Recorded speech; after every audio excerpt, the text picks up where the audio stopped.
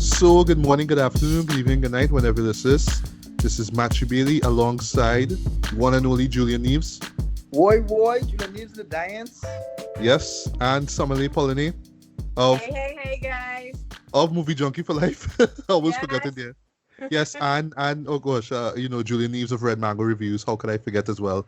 And this is another episode of Retrospect Reviews. And in this case, we're going to talk about, this is not the deepest movie out there. It's not something that you have to go into analysis and do essays about. But I still think it's a really great comedy, though. This is 1995's Friday. This is the directorial debut of F. Gary Gray, who would go on to make films like Straight Outta Compton, which I absolutely love, and Fate of the Furious, which I defend. You know what I mean? Yeah. Did he do well? No, it wasn't him who did the Equalizer. Never mind. No, he did the Negotiator, though. He did the Negotiator, but I actually like his remake of The Italian Jobber. I'm a fan of that movie. I keep forgetting about that movie, too. Yes, he did that as well. Of course, Set It Off, which was a great movie back in 96. And a movie with, Law Abiding Citizen, which I enjoy. All I find it's way too overrated. Oh, but I didn't realize that was him. Okay, I will defend Law Abiding Citizen, and a lot of people don't like it, but I'll defend it. Really? I know a lot of people just love this movie to death, though. I'm like, it's decent, but they love this show so much, but okay. I wouldn't go that far. Right. I wouldn't go that far either. Yeah. But what I was going to say, too, is that he also made Men in Black International, though. Okay. Which was pretty forgettable and That was unnecessary. a bad movie. And You not needed at all. Man probably had a mortgage. Yeah, Yes. boy. Yes. Whew, that felt so uninspired, boy. But anyway, so right. So like I said, this movie came out in 1995. It was written by the star of the show, Ice Cube. Basically, rapper representing NWA. And then, after the success of, the classic 1991 movie, Boys the Hood, movie that still hits me deep. Rest in peace to John Singleton. And in that movie, Ice Cube played a supporting role. But in this case, he was the main lead, right? He plays Craig Jones in this one, right? And also, like I said, he wrote the script for this, but actually more co-wrote it with him. And about that, because I didn't know he had that kind of talent to write a screenplay kind of thing. I never thought of him in that way. So I remember being really surprised when I found out that he wrote this film. I was like, oh, that's impressive, Yeah. I saw he co-wrote it, I think. Right. What I was going to say. Producer. This was really his baby. Yeah, he co-wrote it with a rapper / producer called DJ Pooh. Haven't heard of him. Sorry, well, haven't heard stuff from him, I should say, in quite some time, actually. Like, I know he was, doing his thing in the 90s, producing music and stuff like that, but still, like, you don't hear about, like, guys like him now. But yeah, so as you guys said, yes, it was he did co-write the script for this, which is amazing too. I'll just think back about the movie Straight Outta Compton, where there was a scene basically where you saw the Ice Cube, who was played by Ice Cube's real life son. Yeah, his twin. I know, right? He legit looks like young Ice Cube, dude, or a substitute for young Ice Cube, I should say. But writing the script for Friday, and even throw the by Felicia line as well too, which we'll bring up later on. So I thought that was really cool. Right, so just a little context, like my history with this movie, right? So, like I said, this movie came out in 1995. A lot of really interesting films came out back then, but because I was young, I couldn't go to a 14 and over film, and I remember that being in theaters. I remember the ad for it being on TV, but I was too young to see it. And it was only till it came on USA that I finally got to see it. So just to talk briefly about the USA cut. Yes, this is how I call it. It's not as infamous as, say, the Scarface cut or the Die Hard 2 thing, but it's right up there. It is right up there. So they don't really censor the curses. They just replace words basically, and it just sounds so silly. Yeah. Like, get the funk out of here, and I don't give a darn. This is what I'm hearing. I'm hearing Chris Tucker saying, I don't give a darn. And it didn't even matter to me because the story was still, engaging, and the comedy was still there. So I didn't even care about, the bad attempts at trying to censor this movie. I still enjoyed it all the same, right? And then eventually I saw the uncut version, and I actually saw. Well, I don't know if you guys saw this one or know that it exists. There's a director's cut of this movie actually. Oh, okay. No, Yes, I didn't know that. yes, there is. And I actually watched the director's cut over in preparation for this. Don't worry, it doesn't take away from, the version that everybody knows. But there's a few scenes that were taken out that I find were pretty interesting, but I'll bring them up later now. So yeah, I actually saw the first Friday movie, years afterwards. Totally loved it. I would regard it as one of my favorite comedies like ever. And I'm not saying like it's some kind of big masterpiece or anything like that, like some like, once again, like some movie that you have to analyze and study, but for what it did, you know what I mean, and especially with the simplicity of the story and also the relatability of it too, because anybody could relate to this movie in some way, shape, or form. It doesn't have to be Fridays, but we've had these where we were just at home on our porch doing nothing, you know what I mean? Just watching people like neighbors we know pass by the street. We have characters on our street basically. And so I always like to remind myself of every time I watch a show, everybody has a Smokey. True. Everybody knows a Smokey. Everybody knows a person, a friend who comes by and like it's either at the right or the wrong time and tends to get you in trouble or always want to get into some kind of shadiness, and you're always like, nah, not into that, Jen. And you'll always kind of push you to do things now, you know what I mean, that, you're not comfortable with basically. So yeah, everybody has, or everybody knows that Smokey character. But that's the last couple of things I just want to say before we get to, your history with the movie. I remember when Next Friday came out, right? And this was one I didn't see in theaters. Actually, I didn't see any of these movies in theaters, right? I saw them on cable after the fact, right? So I remember when Next Friday came out on Stars, and I watched it, and it was funny. I wouldn't say it was as funny as the first movie, of course, but I laughed, you know what I mean? And to this day, there's still lines and moments that still stand out to me. But one thing, though, I would say that kind of really stood out was, the appearance of Mr. Mike Epps, right? And this was the first time I ever saw him, period, right? And let's be real, like, no, he's far, he's like, clearly they wanted to bring him in because, Chris Tucker wasn't there. He was doing, I think, Rush Hour 2 at the time. So it's like, oh, well, I don't he think big they now. could afford Chris Tucker at that point in time. I was Perhaps, yeah. Yeah, because he had done Fifth Element. He had kind of blown up at that point in time, and from what I understand, his salary would have been like the cost of making the movie. Oh wow. Yeah. And then again, this movie kind of prides itself on not having the biggest budget, though. Even though with the sequel, you could tell they spend some more money on it, right? It looks a lot glossier than the original movie, right? But yeah, in terms of Mike Epps, I don't hate him as well. All right, in terms of the Friday series, right? Like I don't have some people who just find that he's just a poor substitute for Chris Tucker, right?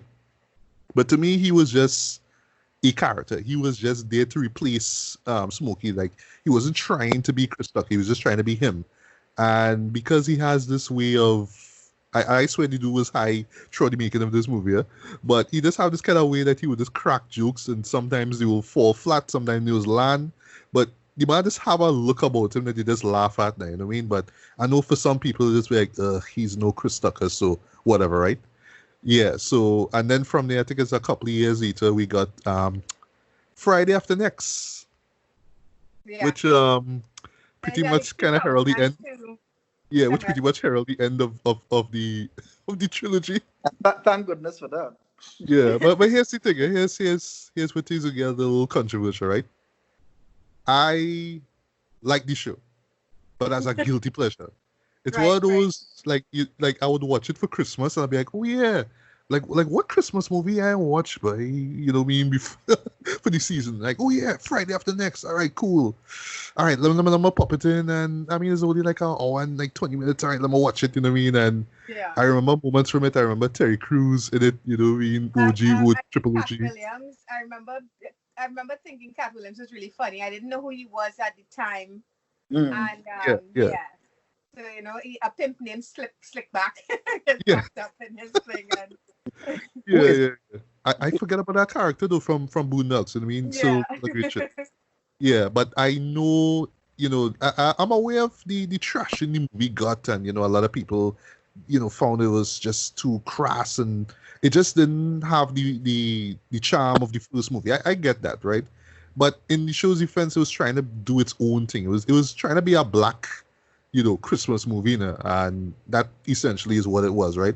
So yeah, it is clearly the weakest of the trilogy, or some people would say it's stronger compared to Next Friday, you know what I mean? Because it has more energy to it. It's very energetic compared to Next Friday now.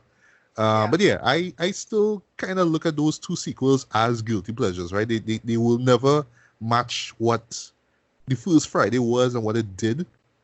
But I can't say that, oh, them trying something new or trying to reinvent the formula was a bad idea. They tried a thing and it just didn't play out the way they expected. But it has its own cult following anyway. Like I say, I would watch these movies. I would watch Friday After Next if it were on TV, during Christmas time. And even if Next Friday were on TV, I'd actually check that out too. But those sequels just can't match what the original Friday did. Anywho, Summer, what's your history with Friday and the trilogy as a whole? Well, for me, honestly, I can't remember. Like you, I don't think I saw this in cinemas. I think it was one of those word of mouth things where somebody said you have to see this movie, and I did. And it was absolutely hilarious. I don't remember ever seeing any comedies like that before, because my exposure to comedies prior to that was very much cookie cutter, I would say quote unquote white people comedies. Yeah, So the Chris I've never, Columbus and John Hughes stuff. yeah, so nothing against that, but I had never really seen anything this down to earth before. Best way I could put it, and my neighborhood, I definitely have like the Piper guy. We have somebody like that in the neighborhood. Right. So it was really relatable there. But of course, for me, I mean, Chris Tucker stole that Friday and ran with it, He and did. He did. he is what everybody remembers about the movie. He's what I remember the most about the movie. And I'm pretty glad that I hadn't watched it in quite a while because it was funny like the first time I saw it. Um, what I also didn't remember was how dark it gets at the end of this movie. It Yeah, almost yeah, takes yeah. a tonal shift and it gets so serious. I guess it's the director. Like you said, he did one of your favorite movies. Sorry, what's that movie again? The gangster movie. Boys in the Hood. Boys in the Hood. It's It not a almost gangster movie. It is a hood movie, okay? It's a hood movie. hood Good movie, movie. There's a difference. It's a different. right?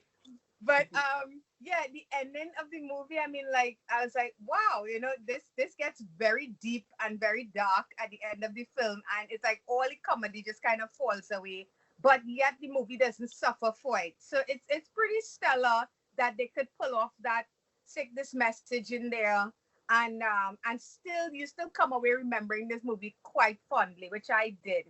For me, the sequels, I mean, technically they are successes. If you look at it, the budget to make those sequels were like $3 million, $4 million, and they went on to make like $27 million, which is a drop in the bucket these days of most films. But when you compare that like that, I mean, that's a profitable movie. But I'm like you in that Friday After Next is the one that I remember more. Mhm. Um, because I barely remembered what Next Friday was about. I I think honestly many people are like you. They just don't remember yeah. what happened in that movie. I honestly I didn't even remember there were two sequels before we started watching. Because the one that sticks with me is the Santa Claus one, the Yeah, yeah. Christmas Played one. by played So by JB Smooth of all people, eh? yes, yes. Yeah. I actually love Baby Smooth. I think he's really funny. Mike Epps, on the other hand, annoys me. I don't find his brand of comedy funny at all. I hear Back you. then, first time I saw him back then, it was okay, this is fine. But basically, for me, he's the Tyrese of these movies. In that, Ouch. he's my Ouch. he's Roman for me. It is too much of him. He's too annoying. He's too loud. And even his stand-up, I watch a lot of stand-up on Netflix, and I find his was one of the few that I watched that I absolutely did not laugh during the entire thing. And so his brand of comedy doesn't do it for me. But yeah, I think this movie stands up really well, even with all of the little stereotypes, because I mean, it was the first time we saw anything like that. But even with the stereotypes, what works for me with this film is this film has heart. There's a lot of heart to this movie. There's a lot of depth to the characters, even as simple even the ones who hardly have any real screen time will pop up. And it seemed like everybody was bringing their A game to this film. Like you could tell they were having fun doing it, and that every chemistry was there. And I by the time credits was rolling, I was smiling like, damn, I forgot how good Friday was. Same here. Yeah. That's it for me on that. Yeah. All right, Julien, what's your history with the first Friday and the sequels? Well, similar for me, where I didn't see the original Friday in theater. I would have been too young as well too. So I think it wasn't word of mouth for me, like what Summer said, but I think I was just kind of flipping through on cable. I was like, oh, Friday, oh, this movie looks interesting. And I mean, I was watching, I just laughed my tail off. It was just like joke after joke. I was like, wow. It's like, where did this movie come from? And I also do remember watching what I think I saw the rated R version first, and then I saw the US. I actually saw the USA cut after, and I found out you got knocked the fuck out, man. Yeah. And all I think in that one they say you got knocked the hell out. You could see but you could see the mouth moving. Either as hell or freak. I remember when USA showed next Friday, and John with a spoon, rest in peace, had say, "Hey, young man, you got knocked the freak out." It was hilarious. But yeah, go on, Julien. Yeah. So I just remember really, really enjoying it, and then seeing how much of the cultural impact that the movie had after, and how it touched so many people. I think the sequels didn't really have much of an impact on me. I'm actually trying to remember, what had happened in next Friday and Friday. But I do remember being annoyed at Mike Epps, and I was like, dude, no, you're not funny, dude. And he tries so hard. He does. I think that's the thing. He tries. You could see it on screen. Yeah. He's trying. Yeah. Yeah. It's not organic at all. I just like, no. Could we get back Smokey? This guy just he's not doing it for me at all. So yeah, it barely registered a blip. It just made me keep thinking, oh gosh, I wish I was watching the original Friday. And rewatching it, I actually rewatched it last night. And I mean, every time I put it on, and you had the Jehovah's Witness lady cussing out. Yeah. Yes. I will talk about that. I was from start to finish. And my wife is like, babe, the movie can't be that funny. And I'm like, so why am I laughing? No, but it just, and I think as Summer was saying, it's so relatable, where you see the characters like, hey, I know somebody like that. I know somebody like that. And what she was, and she actually brought up a good point, where there are characters who they play for comedy, but they also sometimes play them for serious as well too. I was like, hey, this is an actual, real, fleshed out character, even with minimal dialogue and minimal screen time. I mean, that for what it is, I mean, that is pretty amazing. Yeah, it is. Love it too much. Yeah. All right. Well, the usual thing. I have my notes here with me, so I'll mention some director's cut stuff, right? As we go on. So right, to start off the show here, well, you hear one of the famous lines. I know you don't smoke weed. I know this. But I'm gonna get you high today. 'Cause it's Friday, you ain't got no job, and you ain't got shit to do. Great way to open up the film, right? Always interesting, like in the director's cut, right? After you see the shoes, you know what I mean, hang up on the wires, basically, yeah, phone lines, basically. Which I love that shot, by the way. Great established shot, right? They actually show like some of the other characters that will appear in the film now, but it's kind of weird, the characters they show, right? So you start off with Debo, who's like sleeping in his garage. So assuming it's by Debbie's or probably by his house or something like that, right? Kind of weird, but they do establish the bike that he has, right? We'll bring up the bike later. After that, you see Ezel, who is as we call the Piper, he'll be running with some stolen items, and then a police car passes. After that, oddly, you see the fat kid, and you see the young girl who shows up later during the ice cream truck scene, who, yes, is actually a very young Megan Good. I didn't even know that till like later on in life, and it's like, oh my god, it's actually her. Okay.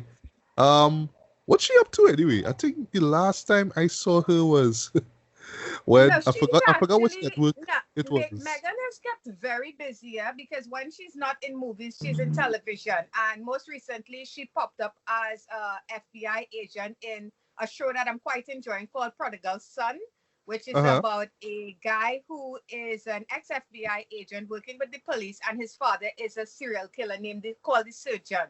So she's actually in that show. A few episodes, she pops up here and there. All right. Okay. And I know she was in Shazam as well. Yeah. She was in a series, Minority Report, which wasn't half bad. Oh, that's what I was going to bring up. Yeah. Yes, I remember that. Yeah. Yeah, I started watching it too, and then I hear they were going to cancel it, so I was like, okay, I'll stop. Only ran for like 10 episodes, but what a shame. A little too little, too late, I guess. Yeah. So you see the two of them sitting down by Stanley's porch there. And then, Stanley, being the nosy neighbor that he is, comes out with his hose and wets them down, right? And then from there, you get the... last things I forgot to mention. You see Smokey, actually. Smokey wakes up from his bed. He does the twitching, and then he fires up a blunt there. You see, gotta start the day off right, man! You know what I mean? And then from there, you get the other shots of... the Joneses' residence, and it's only like when I rewatch the film I realized Oscar winner / Golden Globe winner Regina King is in this movie though. Yep. Yeah, as Dina, the Craig's sister. Yes, Craig's sister. Yep. And I don't know why, but I don't know if you can relate to this, Summer, or if you know anybody who's like this. I kind of love like how the establishment with her, where she's sleeping, and she just try to keep her head up. It'll be like she don't want to damage the way she have. So I can't relate to that because being mixed, it's just crazy curls, and no matter what you do, there's gonna be crazy curls. But I definitely have black girlfriends who said they can relate to that. Yeah. Of course, we see. For the sake of this movie, for the sake of this review here, because we all grew up on the Wayans brothers, let's call them Pops, right? So yeah, we see Pops, and we actually see Mrs. Jones, and it's ironic that both of them actually starred in the Wayans brothers as well. I thought it was really interesting though that they actually worked together on this on that sitcom actually. Yeah, so you get the establishing shot with them, and of course afterwards you see Craig. And I just love where he's going for breakfast, you know what I mean? And then as he's about to pour the milk into the cereal, it's like, psh, just a little bit of milk come out. And this is like, once again, this is like the beauty of the show, and just how relatable it all is. Like, even if you haven't grown up on cereal, like I haven't grown up on cereal personally, but I know, okay, time for you to eat.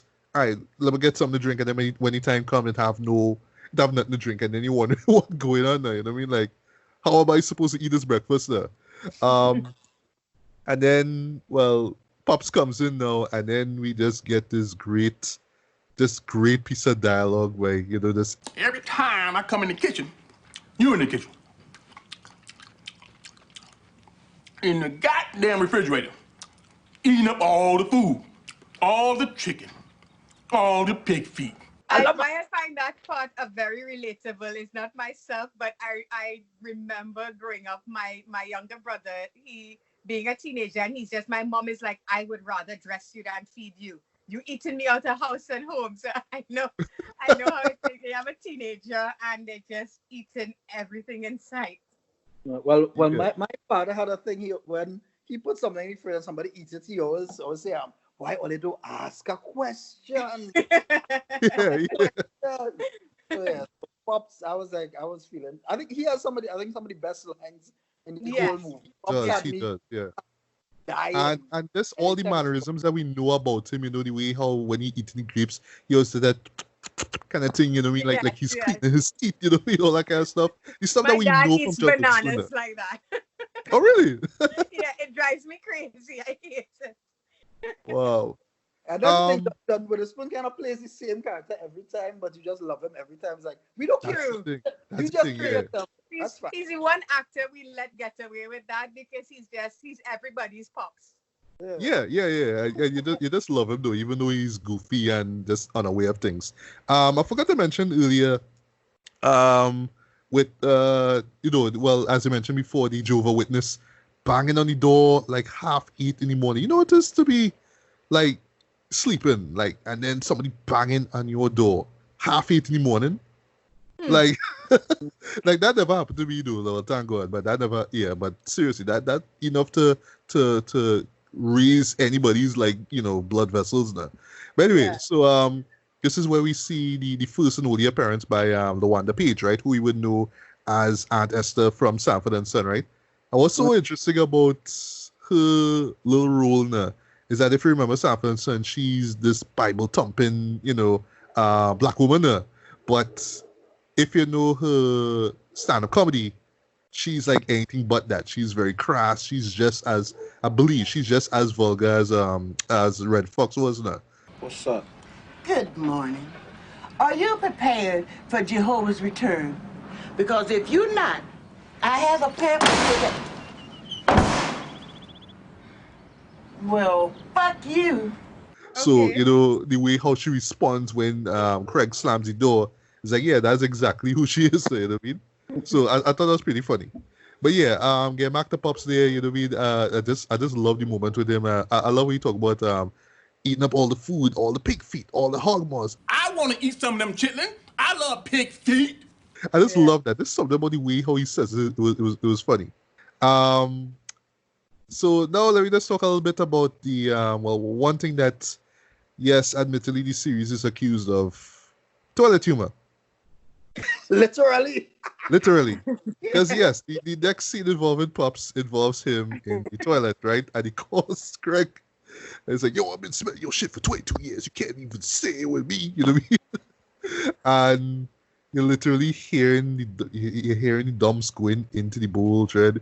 And even have a moment where he going, you know what I mean? Like that. Yes, but yes. This is where we get like the first, little character trait basically about Craig. Well, something we now learning now that he got fired on his day off there. And then we learned later it had to do with apparently when he was working at they apparently caught him on video stealing boxes.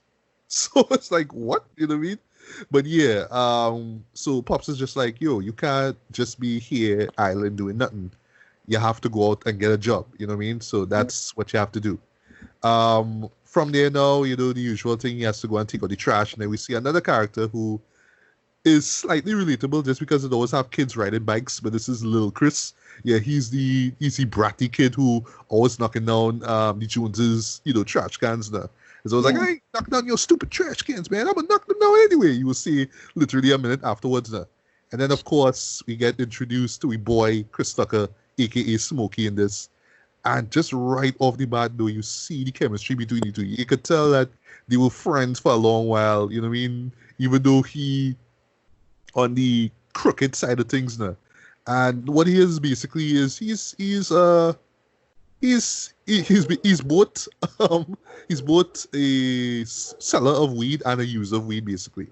Which is a bad. Yeah. I remember when Craig says that, like, What I'm tripping on is how you gonna sell bud and you smoke. Oh, no. That's my only problem. But it's those little things that I just love about his character. That those things really develop him as a character. And the early moments with them where he finds out that Craig lost his job though. I just love those moments. So and just right off the bat, like I say, just everything about Craig Tucker, Chris Tucker, you just instantly attracted to. I heard DJ Pooh was supposed to originally be Smokey, but oh really? Yeah, but the studios pushed them for somebody who's a bit more well known. And honestly, I wasn't familiar with Chris Tucker before this movie, but I guess I get what they were going for. And it's always interesting to think what if and how something would have turned out if somebody else was in the role. But I definitely think they got the nail on the head with this one. Yeah, I think as Chris Tucker has a very particular brand of comedy with this kind of is very loud kind of high pitched voice, almost kind of annoying kind of character, but still. I think this was the one character that fit him so well. Yes. This one character in Fifth Element, where other times he was the character that's like, it's a little too much. Yeah. And he balances annoying and lovable quite well. Yeah. Even in serious. This was the perfect mix of it. He could be as loud and as annoying as he could, and it still worked for the character. Yeah, I think too, because he's the mouthpiece of the audience, of the viewer. He says the things you want to say to this person, So exactly, like the part where he says, I thought you had a day off yesterday. I did. I went in there to pick up my check, came home, supervisor called me about 4 o'clock, talking about they got me on videotape stealing boxes.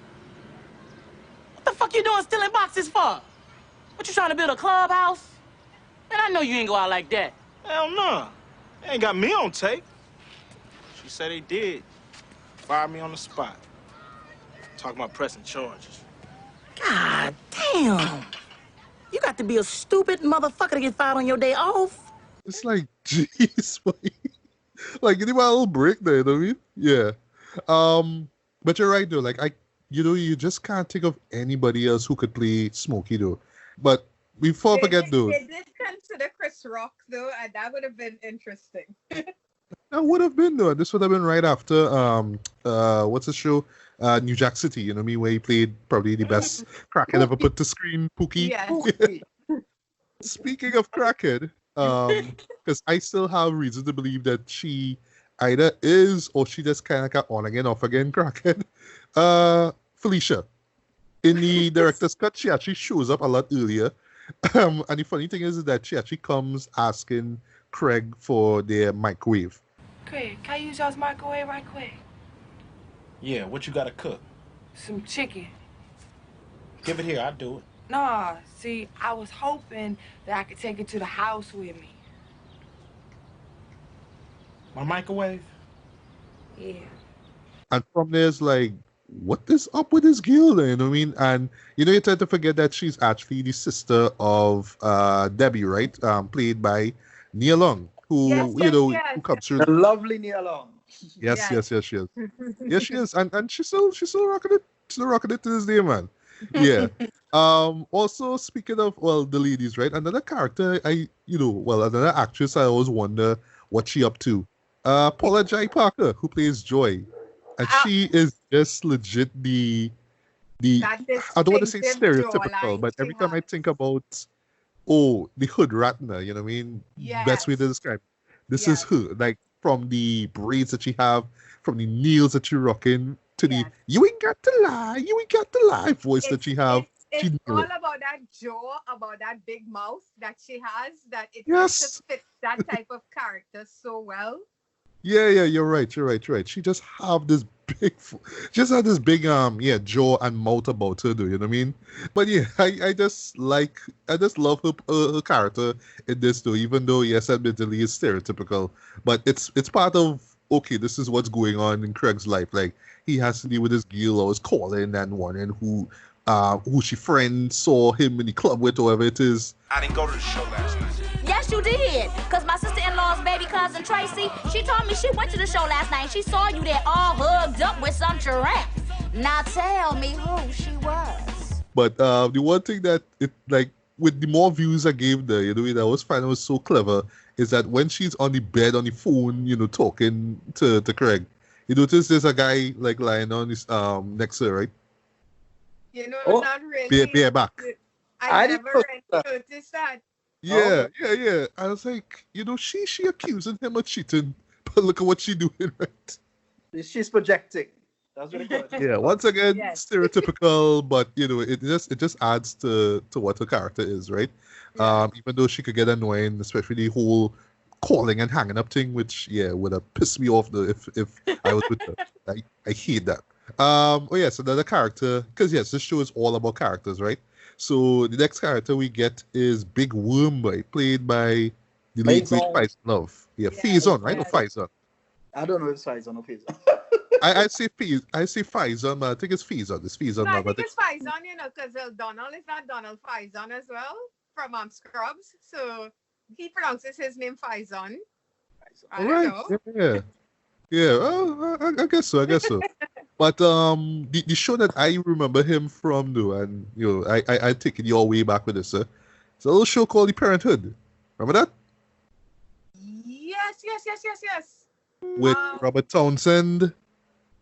And the show was so big that he actually brought down Faison Love down here, and it was a bust. It was. I never forget that. Him down, and he did not. I don't think he made the Chinese laugh once. Yeah.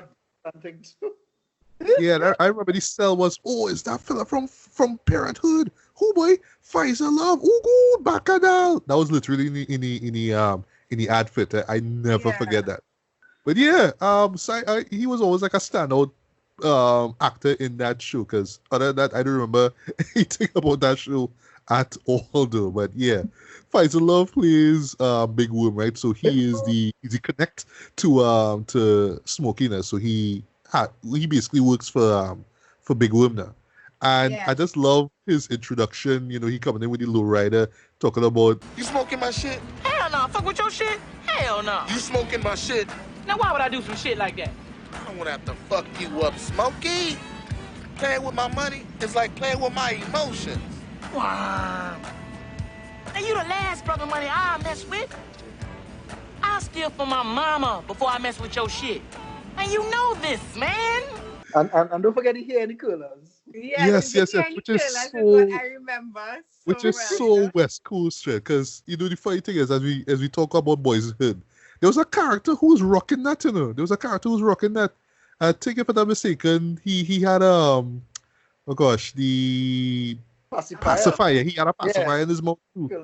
I don't know, I used to watch that, dude, people used to rock that in 91, you used to roll up in swap meets, the little riders with a baby pacifier. You have to be extremely confident in yourself to be able to pull off something like that, huh? Yeah, and in that movie, they used to move like real gangsters, though. You can't touch them, but dog, you have a pacifier in your mouth. Tell you anything when they know you're strapped, Nobody gonna mess with you anyway, so. and same thing with Big Worm too. Yeah, he's strapped now. I talk about play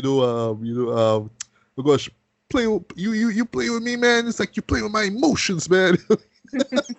Trying to be all philosophical and stuff like that, though, which you bring up near the end, though. But and then also too, of course, we are introduced to, in my opinion, one of the greatest villains ever put to screen, Debo. Debo. Tiny Goose Lister Jr.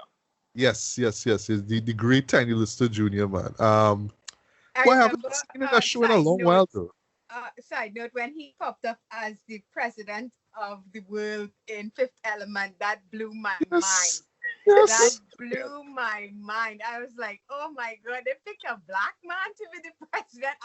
I just thought that was so, and nobody questioned it. That was the beautiful thing about it. Nobody really ever brought it up.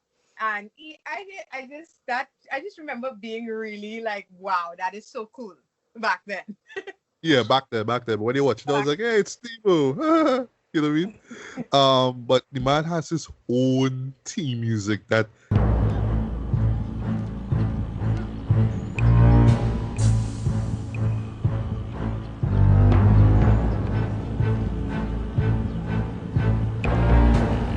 Dun, dun dun dun dun dun He's dun Darth dun. Vader of the ghetto. Yeah, boy. And that's the intro with him, which is basically a flashback scene, because we have Craig and Smokey's friend Red. I never knew the guy who played him. I always swore he looked like a rapper. He just have that rapper face about him, right? But anyway, so he talk about how he got his bike stolen, and it was like, Debo and Smokey and Lil Chris was there just playing, shooting craps now. Another guy who was there, and though I didn't pick up on this from honest trailers, even though some people was like, oh my god, he was in this too. Michael Clark Duncan was in this. Yes, he was. Yeah. He was his second big fella who was shooting craps sooner. Yeah, crap. Sorry. Yeah. Yeah, you only see like his face for like about a few seconds. Like, oh, look, it's him though. You know what I mean? Like before he went on to bigger and better things. You know what I mean? Like Green Mile. Uncredited as well. So the uncredited role. Yeah. Yeah. But but him showing up with him walking slowly towards Red, you hear the music and he's like, and Red's like, I'm tripping, man. You want me to ask for my bike back? You know I wouldn't trip. What bike? The beach cruiser. The one I let you use a couple of weeks ago. The one I've been asking you about. Oh, that bike. Hey, no, you wanted it back, homie? It's right here. Follow me, homie. Yeah, it's just like it's both of ours. We just keep it down at my house. Cool.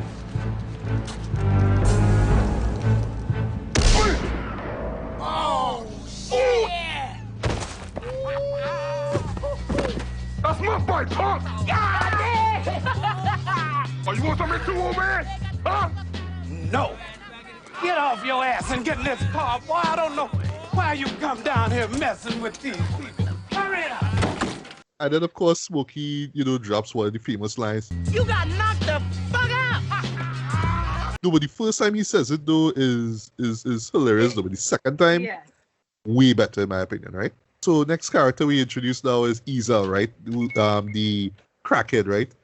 This is right where Smokey has to go to this corner store, basically, to buy some cigarettes for his mom.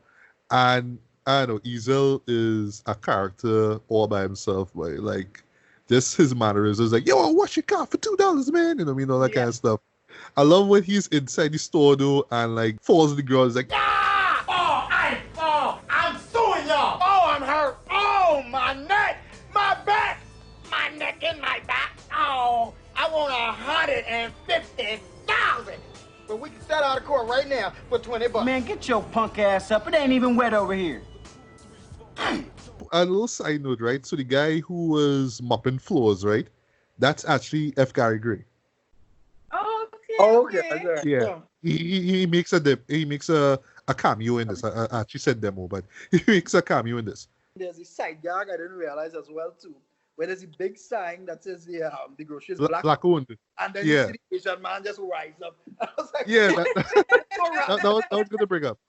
Yeah, it's stereotypical, but yeah, that's just such a 90s black joke. But that's the thing though, it's a typical black neighborhood. So what seems stereotypical to us is typical for them, you know? Yeah. But that was a good joke though. But when I watch it over, admittedly, I was like, yeah, that's just such a 90s black joke. Huh? Other characters show up as well too. Like we get Bernie Mac, the late great Bernie Mac. Sorry about that. I forgot the pastor's name though. Pastor Cleaver, that's his name. And I just love the part where he says when he notices Smokey's weed now, he's like, excuse me, brother. What we call drugs is 74th Street Baptist Church. We call us sin. Well, around here, between Normandy and Weston, we call this here a little twin. Wow. Nigga. And of course, we forgot to mention before that Mrs. Parker. Damn. Yeah, Mrs. Parker. Going on. No, what I love though is like is hey, Mrs. Parker. Hey, Mrs. Parker. Hey. With Smokey's lines though is like, Miss Parker just don't know. You need some young meat.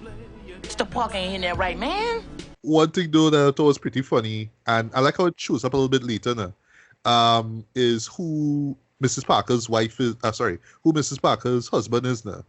Homie from Bad Santa. I forgot his name. What's his real name, boy? Tony something, right? I was gonna say Tony Todd for a sec. That's definitely not Tony Todd. No, it's not. Tony Cox? Is it? That's it. Tony Cox, yeah. Yeah. And, it's typical black comedy thing, you know what I mean? She was cheating on somebody, but it turned out to be the preacher now. So you get this still funny moment, basically, where, he gets cheats on the house. I love where Mrs. Parker say, we was just praying, you know what I mean? Like, that's just such an infidelity I think to say after infidelity, they're like, we were just praying, we didn't mean anything, right? And then, the husband was like, God damn devil, you know what I mean? that was hilarious. And even before that, though, because, like I say, characters just come in and out, right? Debbie, right? We have that shot with her running down, you know what I mean? And, of course, them watching, and it's like... Man. My mama got ass, too. Just give me 3.5 minutes. Maybe even 4. She'll be wanting to marry a nigga. But I think what is nice about those scenes where not everything that happens in the movie actually directly impacts them. Sometimes they just poor just watching. Yeah. Which lends so that it makes it feel like it's a lived-in place. It's very organic. Yeah. And that was always the beauty of this movie here. How organic everything felt. Like these are characters that you've seen day in and day out, and what they up to now? What's Ezell up to? What's Miss Parker doing? You know what I mean? All that kind of stuff now. But before I forget, though, we have to get to one of the, if not the funniest moment in the movie for me, and this will be the explanation as to why Smokey has these twitches, right? So we introduced these two Latino guys, and I don't know, every time I see them, Dren, even though stereotype, the lowriders and stuff like that, I just be laughing, because I know what to expect, right?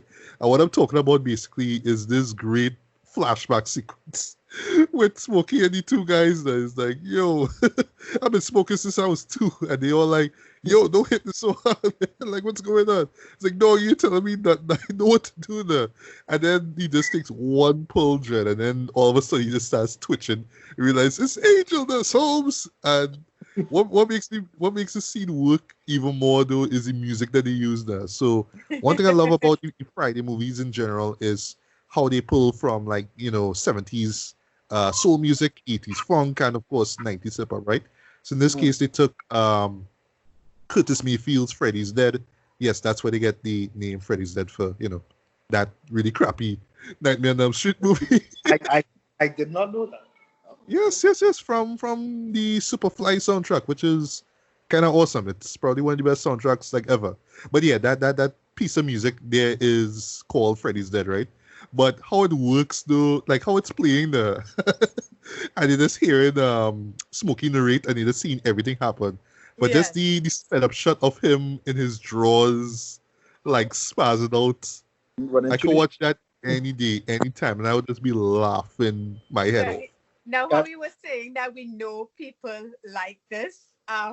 In my neighborhood, there was once a guy, and the same thing happened to him. So it's not as funny as with Smokey, because when he spaz out, it would freak everybody out because he just get really loud and run up and down the lane like a crazy person. So yeah, apparently that is very real in terms of what would happen if you mixed weed with angel dust.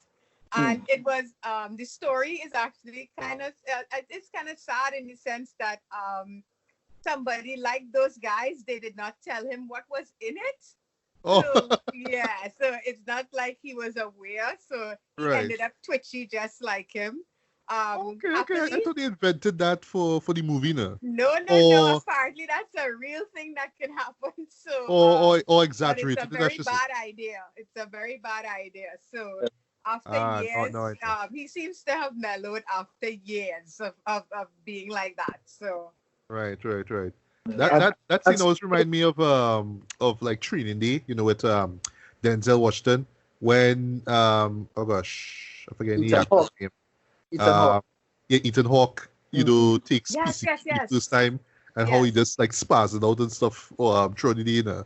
Like every time I saw that and the scene here from Friday, I was like, okay, just be careful of what you put in your mouth, right? Very true. And the thing is, and Smokey actually ends up in Debo's pigeon. Pigeon. It's like a slave. It's like, why does Debo keep pigeons? We don't know, but okay, let's go with it. Yeah. Now, one thing I noticed, right, which was quite clever in terms of like the movie storytelling, right? Once again, that scene is some big, thing to analyze, right? When little Chris shows up again, right, and there's a shot with the camera is right in front of him, he's like, "Quit playing, right? And you're seeing Craig and Smokey chasing after him. And then from there, like you see him right. I was like, I'm gonna knock your trash cans out anyway, right? Next scene literally is Debo showing up on the bike. I was like, okay, that's real smart though. I mean, from one bike scene to another bike scene, basically. I thought that was like really cool though. And just his entrance alone with the bike, like you have a shot literally where the camera is like alongside wheels. The side of the wheel. It's how the bike is groaning under his weight. Yeah. Yeah, it's scary, As you're talking about that kind of reminded me of the ticking clock with the croc in Peter Pan. Yes. Yes. Oh my gosh, yes, that is so true. Yeah. He's the croc of this show, I wonder if they deliberately did that. Like, somebody thought of that the way you did. Like, this ominous sound that that's coming. I think it was deliberate. Yeah, I don't know if it will. If I could imagine myself living on that same street, that same block. If I hear that, I would be like, "Yo, Debo coming, man!" Yes. Yeah, right. In the case of the movie, it's like hide the jewelry, man. He be willing to like rob people, like snatch jewelry off of you just so. Yeah, he makes no effort to be subtle about anything. So yeah, you have to just hide. What's that? And speaking of that though, we have another great moment for me where Stanley, the nosy neighbor, right? He steps out for a while and then it's like, oh, he left his back window open. Come here, Smokey. Let's go and see what he has inside, right? And it's the moment where basically he talking to where Debo is talking to Craig, that like basically saying, "Be the lookout or else I'll punch you," right? I just see Smokey like right next to him, like mouthing off, like you know what I mean? Something about that is always have me cracking up though. But they actually have like a little piece of a little narrative stuff going on, right? Because what happens is that while they were arguing and all that kind of stuff, they managed to steal some money from Stanley, right? And that money will show up a little bit later. So that's the pause for a tiny little cause, right? So, because of this movie's popularity over the years, when it comes to something called 420, right? A little holiday basically called 420. A lot of people, like to get blazed and all that kind of stuff. Then they also like to cite this movie as, one of the best shows to watch while high. So you have the moment basically where Craig gets high for the first time. Yeah. I love, but I like how realistic it kind of plays out there. Where Craig is just like, I drink, man. He like I don't smoke, and then Smokey's like, yo, take a hit, man. You stimulate your mind. And then when Craig gets high, then he starts to berate him about it. And Craig is like, but you gave it to me, man. Yeah. I just love, for me, it's how Craig constantly straightening his clothes. That is just killing me. He figure, okay, if his clothes is neat, nobody will know he's high. So he's like constantly straightening his clothes. Yeah. But that moment though, I really do like though. And what's interesting, so just getting a little hip hop nerdy here, right? So there's a song that they play, right? This is from Cypress Hill, right? Called "Roll It Up, Light It Up, Smoke It Up," right? That's the name of the song, guys. Yeah, it's a weed song, right? So Cypress Hill, right? Well, they, West Coast artists similar to Ice Cube, they were included on the soundtrack to this movie, right? And there was some kind of not altercation, but some kind of disagreement that took place there because they were supposed to do a song with a hook that goes, "Oh yeah, through your neighborhood in the air if you don't care," right? I believe that's how the argument went. But at the end of the movie, if you hear, well, the song that plays while the credits roll is called Friday, right? Which is done by Ice Cube. And that song still bumps to this day, right? The hook is, "Oh yeah, through your neighborhood in the air if you don't care," right? So I think there was some kind of argument about that, and then, well, they end up beefing. So Cypress Hill takes shots at Ice Cube, and Ice Cube took shots at them. And it didn't last that long, though, but it kind of started off of who was going to say what, who was going to provide what hook or whatever it was for the movie. So it's kind of weird that this movie pretty much started this big beef between these artists now. Anywho. Yeah, I think it's Craig who has the Cypress Hill poster in his room. Yes, he does. He does. Yeah. And when you associate 420, you always think about those guys because they tend to sing about weed. You know what I mean? That's who they are. But anyway, so just like, well, even before that, once again, choice of music. The one thing this show really has is great choices of music. Rick James, Mary Jean playing. This is right where Craig's mom leaves now. It's like, yo, okay, now we can fire up that weed and all that kind of stuff. And then Craig watch him like, you a hype. What? You a hype. Man, ain't nothing wrong with smoking weed. Weed is from the earth. God put this here for me and you.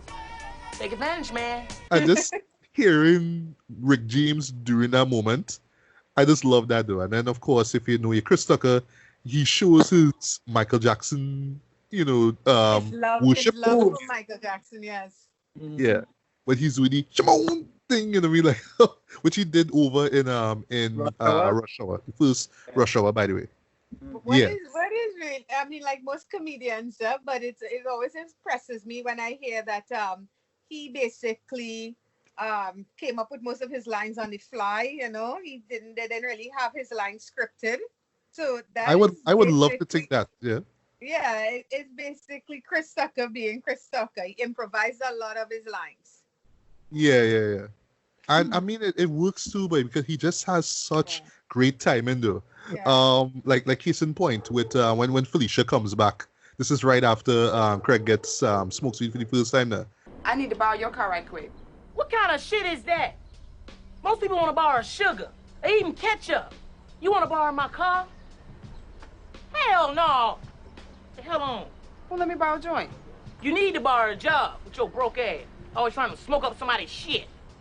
The hell on, Felicia. I'm gonna remember that. Remember it. Write it down. Take a picture. I don't give a fuck. And then, of course, we get the famous line. Bye, Felicia. From Craig, though. That's one thing I always love about just the dynamic between Craig and Smokey. Like, Craig is always, he's not quiet, right? But he's reserved. He will speak when he needs to speak. He's a straight man in the relationship, but at the same time, he does have a sense of humor. Right, and Smokey's loud, you know what I mean? He will just say what he had to say. He will grumble behind your back. He will just say things as they are, you know what I mean? And I just love that back and forth between the two of them. Which leads to another favorite moment of mine, because there's so much great moments in this, right? Where they go inside. This is right after Craig, smokes weed for the first time, right? And it's like, you want to Kool-Aid? It's like, yeah. So he goes, he's looking for sugar, and then he sees the head of Pfizer Love. He's like, yo, you smoking my weed too?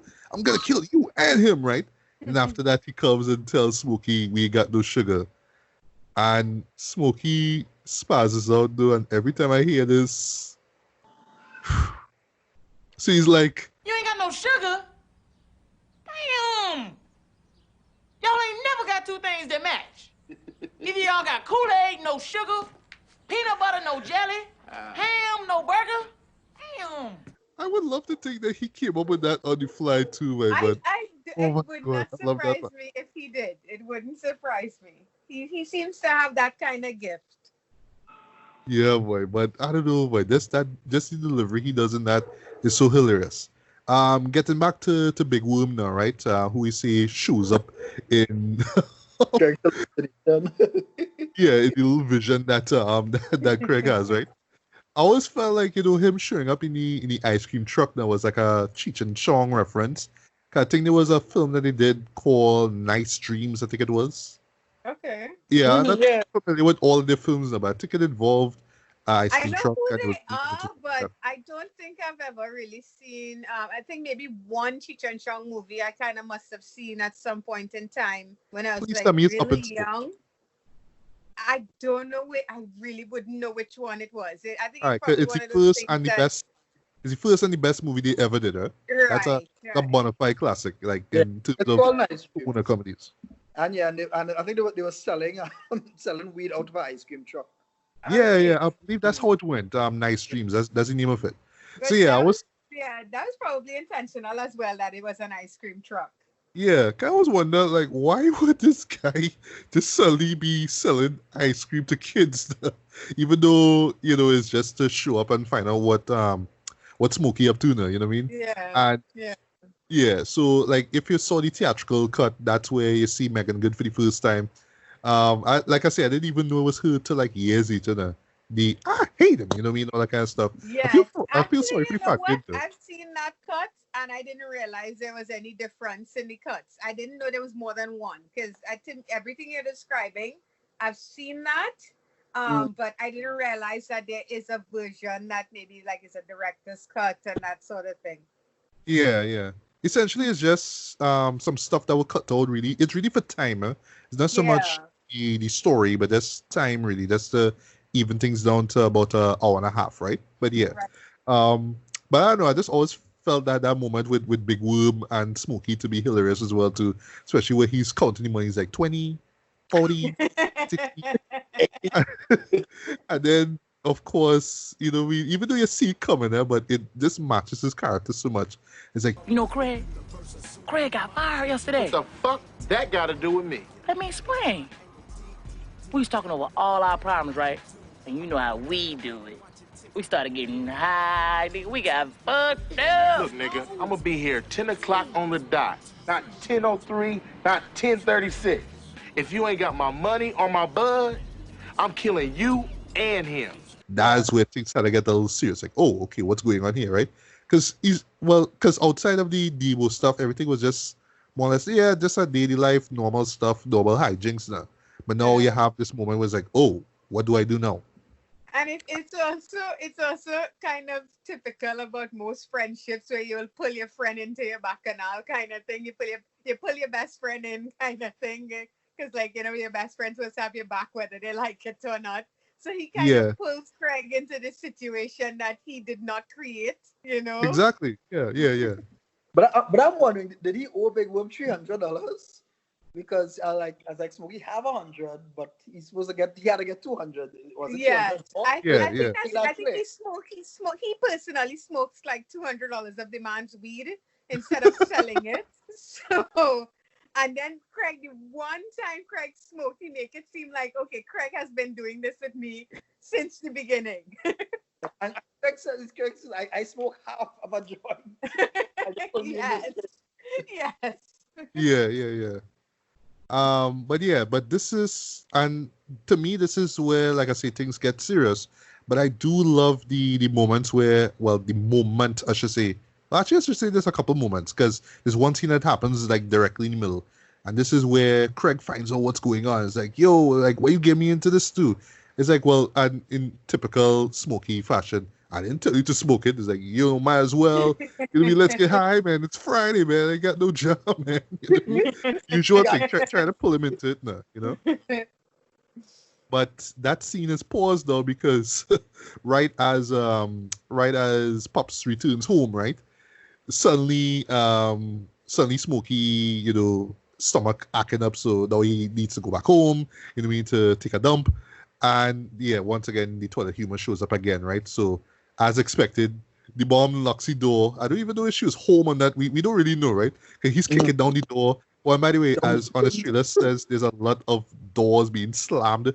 Those type of doors they expect in like It's loud and it's jarring. Yeah, this bash. Yeah. You have a point where Pops is like, yo, don't slam my door, and then Smokey does it bash. Yes. Yeah. But right, so he's locked out of his house. He actually goes back to Craig's house, and the dad says like, yo, I need to use the toilet. You're mad too quick. What do you want to do? Number one or number two? Number two. It's like, ain't nobody gonna be dropping any sticky loads around here. Anybody dropping sticky loads here, gonna be me. You know what I mean? He close the door. And once again, Pop's always eating though. I think he have like wait, this way he have like a Subway sandwich. He's eating or something. And this is like a trend that continues on, like with next Friday with the burrito that he's eating, and all of a sudden he get gas. I honestly feel because this is how John Witherspoon chews, and they think it's hilarious. They just kind of make sure he's always eating something. Yeah. Finger. Yeah.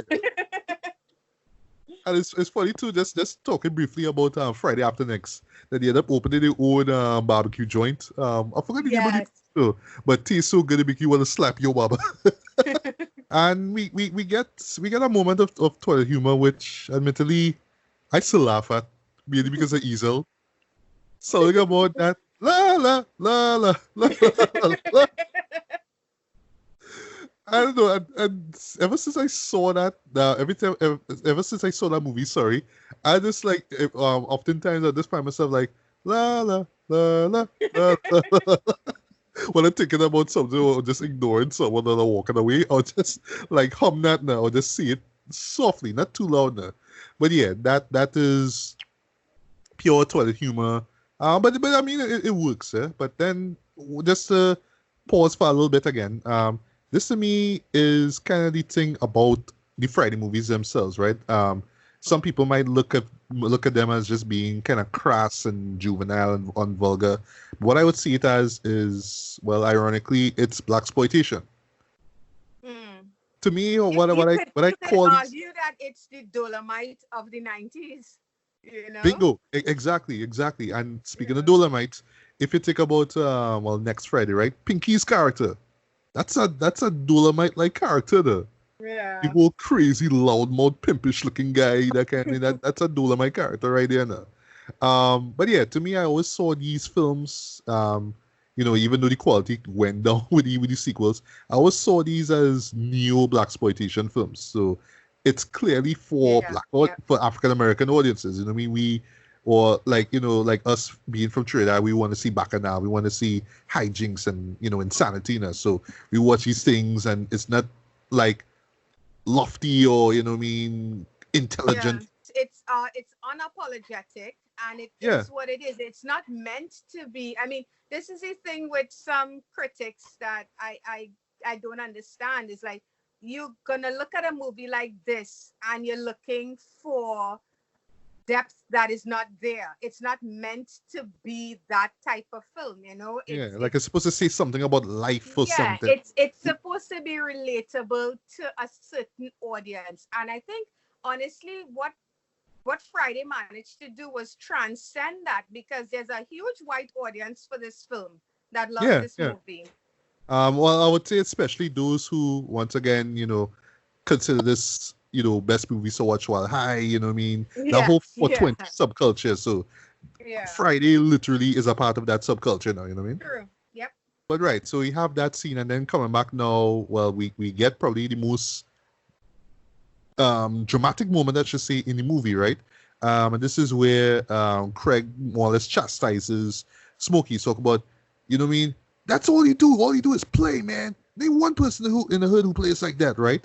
And you get this great moment, Dread, where it's just literally two of them just silent, just pondering, just understanding the weight of the situation and what they're going to do now. Especially Smokey, because all the time he's just making fun. And, I'm on parole. I'm not even supposed to be out here, man.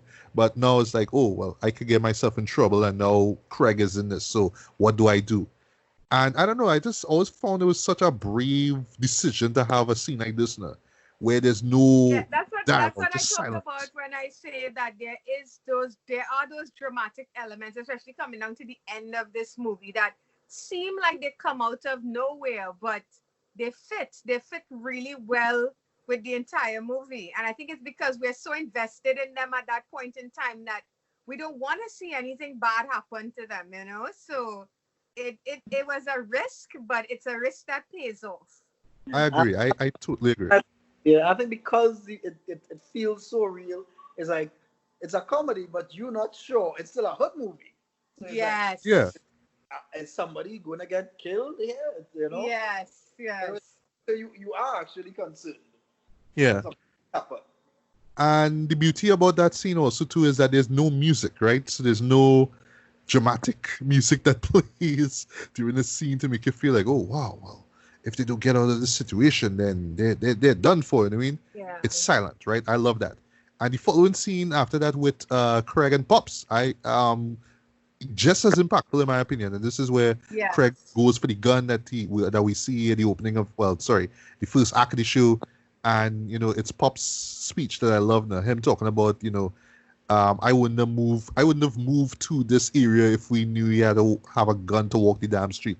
And and just his character and this John Witherspoon himself though, I just love where you could relate to what he's saying, Yeah, because it was honestly, it's the only movie where I remember seeing Witherspoon acts like that, where we get to see another side of him, a serious side, and his voice is actually shaking at one moment, because he's scared for his son that by the end of the night his son might be dead. And it was like, wow, I wish I could see him do more stuff like this, not just fall back on the comedy.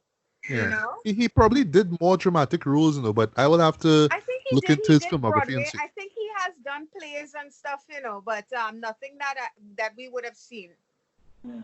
And they could have gone so stereotypical with him, yes. Like, what are you doing, man? And, but yes. Now we get serious here and now we deal with a serious issue. I think it was very smart.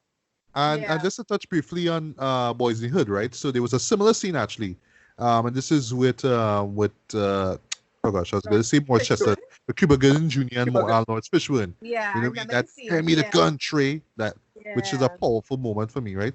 But even with that, you had the music swelling, and it was just that drama that was going on there. But because of how stern Lawrence Fishburne's father character was, it makes sense.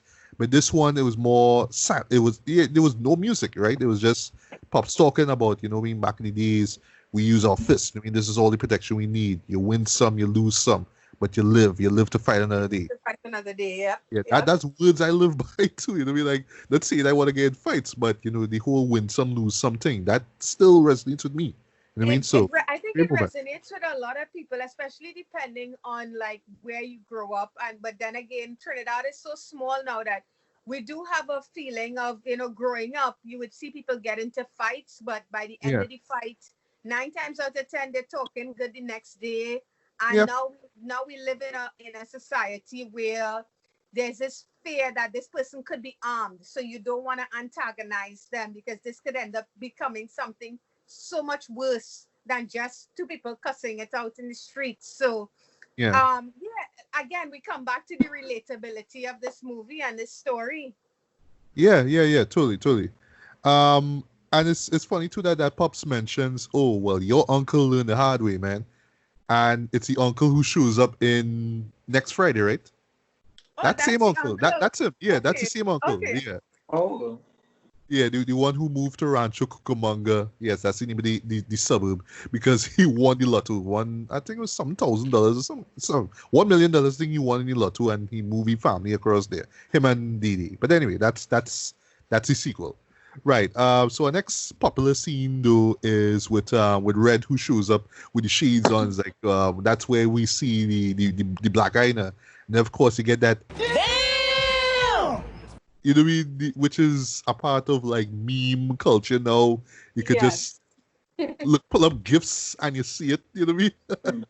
Like I'm so often like if I see something, I just pull up a damn kind of thing. That it's just such a timeless shot though, and it's so timeless. It's the poster literally for the movie, or one of the posters I should say for the movie, right?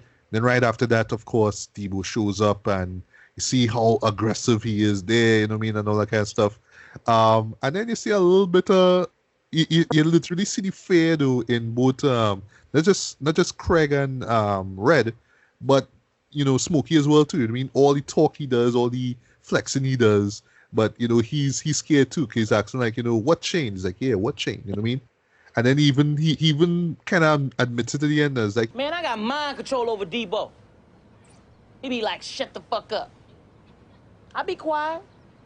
But when he leave, I be talking again. I always love that moment, though, that kind of self-awareness that he have there, you know what I mean? But from there, it's just like, okay, well, you have to get this money now, you know what I mean? Like, how are we going to get this money? And then I like that the Latino guys show up.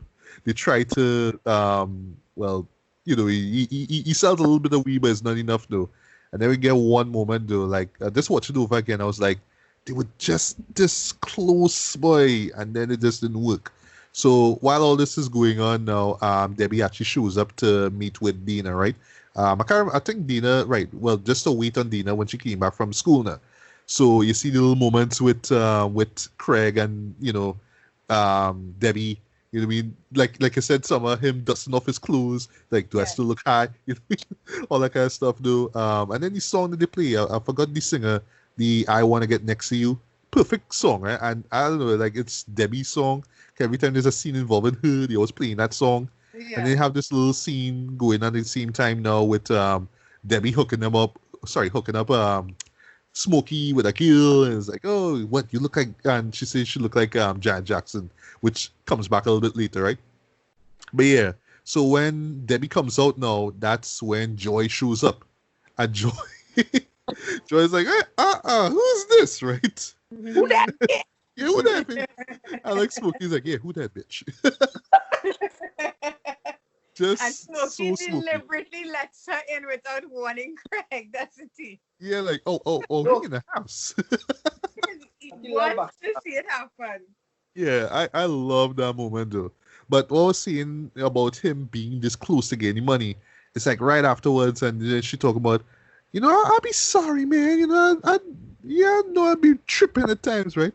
And then Craig asks for $300, right? And then as he was about to get, that's when Felicia shows up, just to ask for. I think so. No, she want to borrow the VCR because the Mac, right, famous blaxploitation movie, was playing on TV, and she want to make a tape of it, right? And then, well, of course, Joy is like. Wait a minute. Who the fuck is that bitch? Fuck you, motherfucker. You think you're slick? Gonna come over here and ask me for some money. Well, ask that bitch for some money. And then she speeds off after that. And like for me, like watch it over again, Jen, I was just like, but he was right there. He could have it in his hands. But we also see why he's with her, because apparently she does have money. Yeah, she has her own car and all of that, and she's getting her hair done and her nails did. So at the end of the day, you can, because when you from the moment you meet her, you're like, why would anybody be with this person? But you know, I think it is because she does have money. Yeah. She's a hood rat, but she's an attractive hood rat. But I think well, we were on the verge of answering the question earlier. Whatever happened to Paula Jake Parker, though? The last thing I remember seeing her was Hustle and Flow, and after that, I don't know. Yeah, I don't know if she's still acting or I don't know. What's she up to? What's she up to? But yeah, Paula Jake Parker, you need to. I don't know, you need to be in a Netflix show or something. Like, people need to see that you're still alive and well. She's a little too old to be playing the hood rat character, though. So, no, oh gosh, no, we don't want her to play that again. Like, she did that, right? That's the problem, though. Right? There's another problem with, I mean, it's an offshoot of doing too many of these types of movies, is that you do get typecast as this is who you can play. This is who you are. So unless you take chances and you do stuff out of the box, like what even Ice Cube, I give him props for the comedic stuff, and you know, he tries his hand every now and again at something a little more serious. Nia Long, she managed to pull away, and she's done a lot of different stuff, you know. But if all you do is play the hood rat, then that's all you're gonna be, you know. Yeah, I mean, even prostitute. I mean, even Chris Tucker and all stopped playing the loudmouth black man in movies. Yeah. You know what I mean? His comedy has evolved as well. His last stand-up special was really good. You know. I saw that. It was great. Yeah, it was great, and he wasn't being that guy because he's now an older person, and his comedy has evolved, like Dave Chappelle and all the greats. You know, you evolve with the times, kind of thing. But you still hold on to the essence of who you are and what makes people think that you're funny. That's right. All right, so we are on the home stretch now. Don't worry, guys. So So we got one scene though, and this one I mentioned it too, especially with you, Summer, being a horror film fanatic. Your words are mine. The scene involving Pop's home, well, after, had their work and, getting bitten in the ass by a dog, right? Watching man's best friend, though. I have that movie Your on ass, DVD, Mr. by the way. Postman. I have that movie on DVD. I actually like that movie. I remember when that movie was in theaters, and I was too young to see it. It was 93. I was like, oh, okay, evil white dog, okay. I don't know. But I never got around to see it. My parents, we basically had an agreement, and once there was no excessive nudity, cursing, or sexual content, I was allowed to see it. So I got to see man's best friend. Yeah, but I don't know. The shot that they show in Friday though looked laughable, and then of course with the line that just said, "It's your ass, Mr. Postman." It does But is it scary though? Because it doesn't look that way to me at all. Here's the thing. It's almost like if E.T. was a half robot, half dog sort of thing. It's this movie with this weird tone of this kid gets a hold of this dog that has been cybernetically enhanced, and almost like Jurassic Park stuff is going on here with this animal. Right. But the dog is a military weapon, so the dog is killing anybody he perceives as a threat to his new family. So it's this silly kind of, okay, I'm rescuing this creature and I'm trying to protect this creature from the government, but at the same time, it has these horror elements to it. So it's one of those movies that doesn't know what it wants to be. I see. Typical campy 90s movie. Yes. And the funny thing is, he's watching the movie while hugging up a plush dog. Yes. And they're talking about a dog nearly bites off his ass. Yeah. Yes. So it's like he has like a love-hate relationship with these dogs. With dogs. Yeah. But I love the shot. Well, while that's going on, the ice cube falling to the floor, and then ice cube, get it, picking up the ice cube right off the floor, though. Yeah, and the payoff, of course, with Pops drinking the ice water, and then, well, the usual thing with his teeth and his tongue, basically noticing, oh, there's a hair that, you know what I mean? So that was really clever. So now we get to nighttime now. I should say dusk, right? We get into dusk time now. It's like around 7 o'clock. Janet Jackson's supposed to come through. Then we realize, oh, it's not Janet Jackson, or not someone who looks like Janet Jackson was, like that. It's actually this fat girl who, I don't know for the life of me, I swear I saw on another show before, like some sitcom. She was in Parkers. Yes, so she was in Parkers? Yeah, she was what's her name? Friend. She's Monique's friend? Yeah, that's her. Okay. Serious? I know she looked familiar though. What was her name? Yvette or whatever? Okay. No, Yes, that's saying I know I saw from somewhere, man. Yeah. But yeah, from there though, Yvette Smokey. Wilson is her name. Sorry? Yvette Wilson. She played Yvette Wilson. Yes. That's her name. Yeah, that's the thing about this movie. There's faces that you've seen before. Like, oh, you in this? What? Okay. But yeah, Smokey's dialogue with her is timeless in my opinion. Yeah. And what's so funny about it is that, throughout the day he just like spazzing out at certain things. But in this case, he's just like, you know what? Look, we could kick it, but I just remember I had to go and pick my mom up from the store, from the grocery store. she like a lot of people with the, you know what I mean? He just like kindly try to brush her off though. And then at the moment, like, You gonna call me? I'm gonna call you. But if you come by, I won't call you. Okay? Don't ever come by here. Okay? I love that. I love that line. I love that. Once again, I want to think that he came up with that on the fly though, because that was just comedy gold in my opinion. And then from there, of course, we have the last, you could say 2-3 hours basically, and this is where Smokey and Craig figuring out what to do, figuring out like what move to make with the gun, of course, because they figured they could defend themselves and all that. There's a moment though which always stands out to me, right? This is where Craig asks his mom for $200 there, and then she says, Craig, I wouldn't feel comfortable lending you $200 without a job. If I was working, I wouldn't need $200. Exactly. That was brutal, boy. Every time I hear that, I was like, ooh. It's so smart now. Like she catch him with that one. It's just like, easy. And it's even funny too when Craig asks Dina for money. Hey, Dane. What?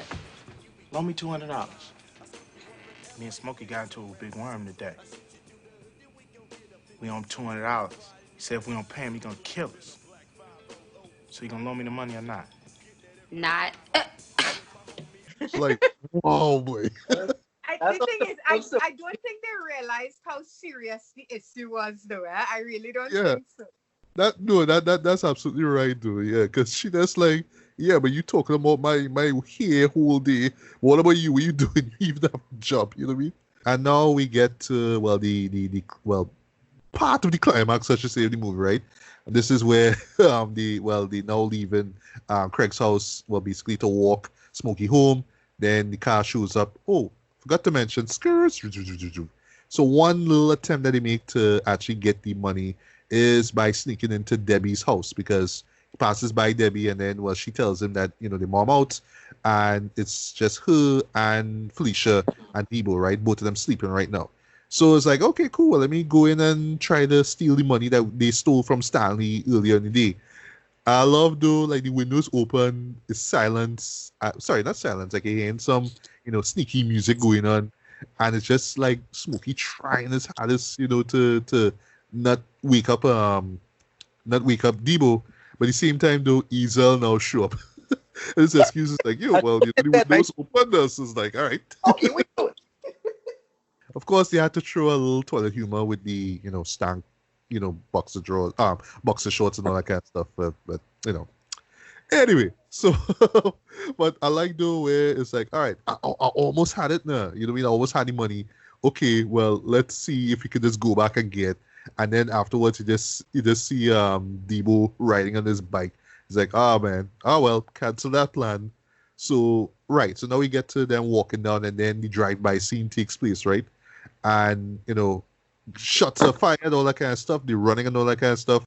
I have this one moment that I just love, which is basically, when Smokey jumps on top of, I think is, on top of one of the houses, basically, while they're running, right? It's like, nobody mess with the smoke dog, baby! And then one of them fire the machine gun, and he lets out this scream, though, like... But it just sounds so feminine, but it sounds so funny at the same time. Like, I don't know. Once again, I used to think that was done in post. Like, they just got a female scream. Yeah, but the boy think about it, it's Chris. That's Chris' voice. He does that scream repeatedly in Fifth Element. Yes. That's how I know it's him. That he did it in Fifth Element too. Yeah. And I just love when they were just hiding out in the back of the van now, and it's like, oh man, I love you, man. I promise I won't smoke weed no more. Like, it's so funny. I want my mama. I want my mama. Your mama can't help you. Yeah, but so that, and then from there now, that's what they think. From there actually the people on the block, people on the street come out because, of course, they heard gunfire, so they want to know what's going on.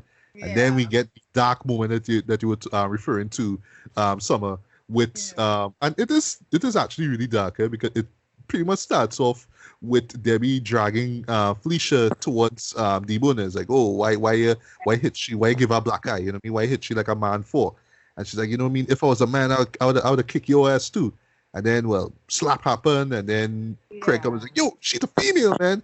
And that's where we get the fight, right? And this was the fight that we it's also, for me, it's also, it's also so cool to see that the only person willing to stand up to this man is a female. Yeah, doesn't have the physical strength to take him down, but yet she's not afraid to get into his face and call him on his bull, So yeah, and I actually love that sequence there with her standing up to Debo now. Because it's like everybody just kind of cowering down to him, and she's the first person who really stands up to him now. So yes, we have the fight. Actually, before you get into the fight, I think narratively it's very smart, because the reason that Debo beats Felicia is because he realized somebody is rifling through his pants. Yes. But Smokey was digging in his pants. So narratively, it's really, really well done. It is. Everything links up really well. Yes. Yeah. Once again, well, another beauty of the show is just like the little things that happen. Not all of them might connect to other things, but they do come back either narratively or character-wise. Now, you know what I mean? Right down to like Ezel, you know what I mean? Him showing back up near the end, which you'll get into it a bit, right? So yeah, the fight takes place, and it is pretty intense. I'll give them that. Like whoever choreographed that fight, yeah, kudos, right? But I like that when Debo had Craig in the sleeper hole, it was he noticed that that slightly loose brick, right? And he just uses that and literally throws it at Debo's head now. And I was thinking, Debo, sorry, not Debo, David and Goliath. Like that's instantly David and Goliath stuff right there now. You know what I mean? Yeah. And yeah, eventually he just knocks out Debo and he wins, right? Just want to talk briefly about how they undermine that now with Next Friday. Because the premise in that show basically is that, well, 4 years later, because he got arrested for 4 years, he was coming out at that particular Friday, well, the Friday when that story was set. And what happens is that, there was rumors going around the hood that that Debo was coming out then. So Pops came on with this idea, he's going to take me down by his uncle Elroy, and you'll just chill out there for the time being. So Debo and his brother, played ironically by a rapper called Sticky Fingers of Onyx. And so against Type 2, he's like, yo, man, why you keep hitting me, man? You know what I mean? He's always like this gruff rapper, but he just get all this clout from Tiny, from Debo. It's like, wow, boy, you know what I mean? But yeah, well, again, with the whole fighting is that they keep building up this whole fighting. And then, as it's about to happen, the police show up. Right. There is no fight that happens between Craig and Debo. There is a fight between Craig and the big Joker guy, well, one of the three Latino brothers who are the antagonists in Next Friday. And by the way, that big Joker character, yes, he's a big walking stereotype, but everything about him was so funny, right? So about the way he always talk about, like, yo, you ruined my dickies, man. Aztec warrior, you know what I mean? But he was real crass though, but that's what I like about him. But yeah, he is straight up, Latino gangbanger stereotype 101, right? Yeah. Cruelty to animals. He did nothing to you. But every time I saw him, I just laughed. I just real laugh. Right, but just getting back now to the first Friday. So yes, Craig defeats Debo. I love how Smokey's like, that's my dog, you know what I mean? And everybody just like proud now. And then of course he does his second "You Got Knocked the Fuck Out, Man," which is the funnier of the two. You got knocked the fuck out, man! Give me my goddamn money. The payback's a motherfucker, ain't it? Nigga. Which is funny when you think about it, right? But then when you realize, but dog, that's Stanley money, though. And Stanley like completely oblivious. Nobody likes that. That's true. Okay. Yeah, nobody likes Stanley, but still, that's not your money. It's like, yo, give me my goddamn money. But it works though. And I love with Ezel coming back and saying, Debo! Man, you should have been bobbing and weaving. Look at you. Get up! Yes, you ain't. Give me now. Take these rules. Big whip, mama. And you can have your knife. Cause I don't kill. I love that, right? I even love with Red taking the bike, throwing the punch first, like, it's my bike, you know what I mean? And he rides up, it's like, yeah, you know what I mean? I love that. Like, this is the triumphant moment. Feels a bit vindicated in the end, you know? Yeah. And remember, Red cuffs him while you're on the ground. Right. Well too.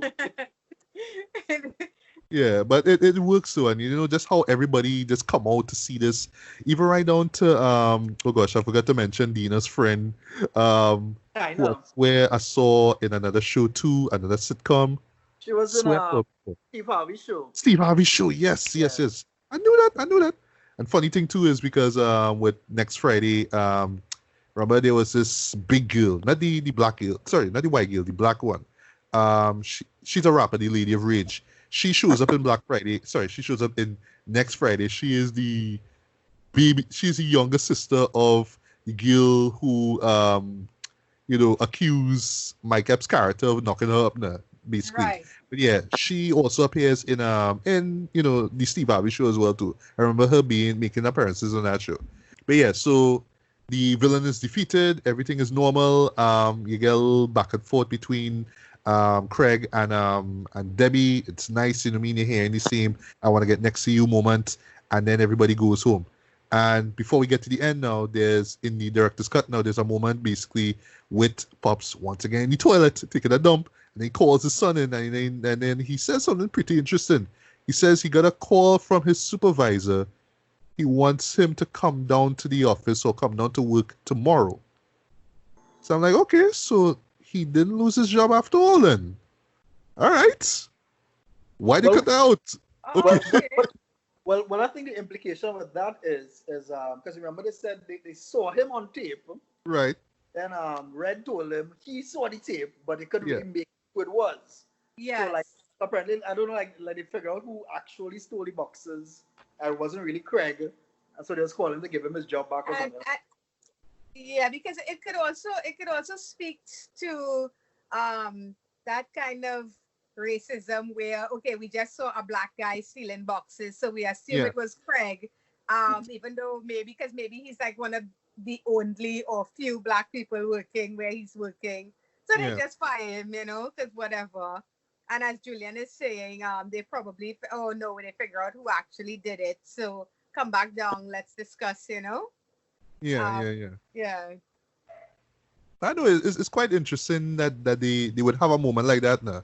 And then along the line, of course, Pops is like, I'm proud of you, son, and all that kind of stuff. All this going on in the bathroom, mind you, eh? So, yeah.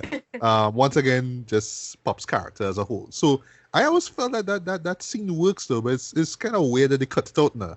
Because right from when they go inside, it's just Craig going into his room, doing the whole clapper thing, and then the phone rings again. It's Joy, the phone is like, which one of your hoes got people shooting at you, man? You see, that's why I can't be rocking with you, man. You just always into some shit there. It's like, well, yeah, you're right too, because it's over, bitch. But you know what? I get it in a sense, because at the end of the day, Craig has already emerged victorious. So saying that he got his job back is putting a hat on a hat.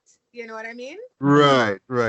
Yeah, I don't think it's that necessary for this story, because we as an audience have already celebrated with Craig that he got the girl, he won the fight, that sort of thing. So yeah, Smokey's fine. Everybody got their stolen valuables back. Well, except for the neighbor who Smokey got money. Yeah. Stanley, but it's the perfect end to a crazy day sort of thing. That's it. So, that's what I love about it. It just we don't need to go into Saturday. We don't need to go into Saturday. We're just focusing on Friday. Right. That's a very good point. I think that's why they cut it. Why they cut that scene. Yeah. But just before we get to the end, though, the trilogy admittedly have some inconsistency, because like in Next Friday, they talk about 4 years later he now come out of jail, and now it's next Friday, as Craig says, and I still ain't got no job. Yeah. So like what? But the way how they set it up now is almost like this just happened a couple of weeks after the first movie now, even though they said 4 years now. But you tell me 4 years you just there, you ain't get no job, but you get a weed habit. It's clearly because he just all about the bud now. And speaking of that too, they also mentioned too. I'll get to this in the ending with Smokey going into rehab. So he says, well, Smokey just went into rehab. I remember but the way he smokes is like he's coming out anytime soon. And that was pretty much it. Like, we see Smokey again. Because didn't they have something? Isn't there like an end credit scene with Smokey basically laughing at the whole concept of giving up smoking? I'm trying. Right. That's what we're gonna get to at the very end of this movie here before we get to credits. Like I'm not giving up smoking, man. Yeah. Well, what he says is, well, before we get to that, right? So so he's on the phone, right?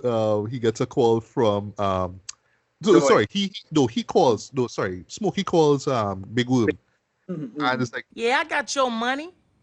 And I don't appreciate you sending your punk ass, bust ass, Jerry curl ass friends to shoot at me and my homie. They like the guy dealt with. First of all, don't be calling here like you some straight up G, cause I'll cut your balls off and hand them to you, partner. I had to warn you too many times about my money, Smokey. It's the principle of the whole thing. It's principalities in this. I'm like, what? But it make it make a kind of sense. It make a kind of logic though to the character that Big Woman is. And they're like, oh, you owe me money, you ain't pay me back, dog. Like, you're breaking my heart, Dre. Like, that's how serious he take this now. So when he sees the principle of the whole thing, it just works there.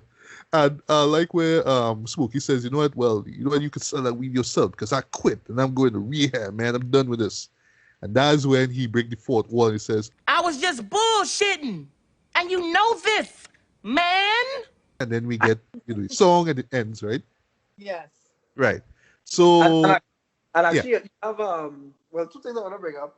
You have Craig actually after the scene with Debbie, he actually break the fourth wall as well too, and he's like, "That's what's up," you know. He always does that in his Friday movies. He always look at the camera, like, "Yeah, that's up. That's what's up." But that's right. Forget when they catch little Chris and beat the crap out of him. Yes. Right before the drive-by scene. Oh yes. That moment I actually loved too. Yeah, just similar to the fight with Craig and Debo. You know, like where they actually like literally pull out the belt and beat our little Chris. You feel exhilaration. They're like, yes, they get at him, the bastard.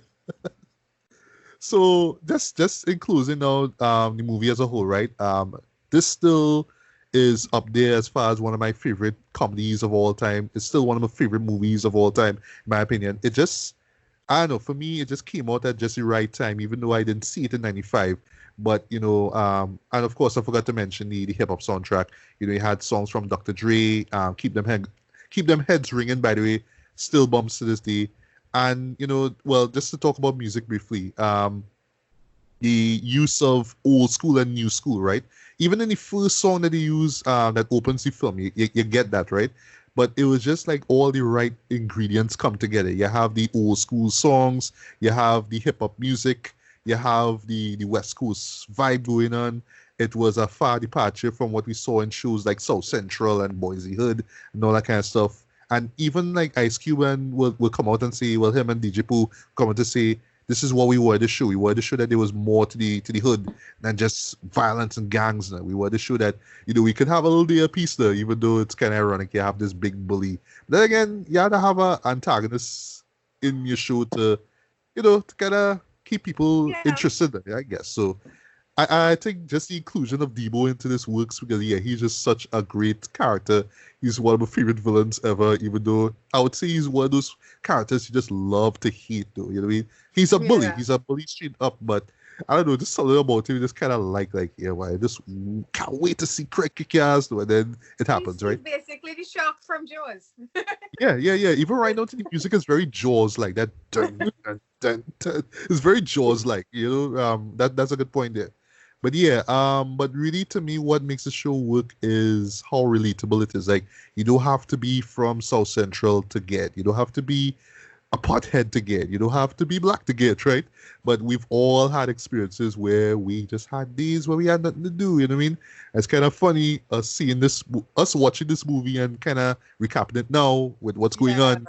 We kind of stuck in our homes, you know what I mean? But it's nice we could be out every day is Friday. People. Every day is Friday. Literally every day is Friday. You ain't got shit to do. So it's just like that, though. The catches where you just can't be out on your porch or, you know what I mean, or your backyard or whatever it is for long periods of time unless you have a mask on, you're doing something, right? But yeah, boy. So yeah, it's just the relatability of it all, just everything happening literally on one street, you know what I mean? Well, I mean, they go to other places like the corner store, that kind of stuff, but still everything happens in one street. One neighborhood, so to speak, yeah. Yeah, in one neighborhood, right? We've all, like, I don't know, unless you're in some gated community or whatever that, I mean, no disrespect to those who live in gated communities, right? But I imagine even there too, there's always some kind of quirky character, some neighbor who just off for some kind of way, who just does something that is kind of peculiar or funny.